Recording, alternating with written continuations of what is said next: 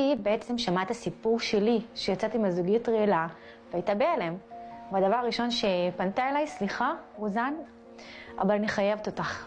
מאז אותה שיחה, הקשר בין רוזן ודריה נמשך חודשיים, עד לרצח. 2 פגישות ועוד שיחות והתכתבויות רבות, חלקן במייל סודי שנפתח במיוחד לצורך כך. היא מספרת שהיא עוברת תקופה מאוד קשה, מאתגרת. היא נמצאת בתוך זוגיות לא טובה. היא רצתה להוציא אותו מהבית, ושהיא תחיה עם הבנות בשלום. ובפעם האחרונה שראיתי אותה, היא אמרה לי, אני אגיד לו. ואז אני כאילו ראיתי מולי דגל אדום.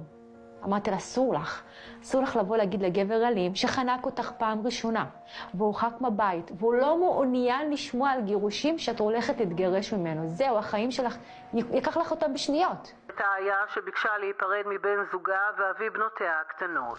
זה בתגובה חנק אותה והלם בראשה עם פטיש.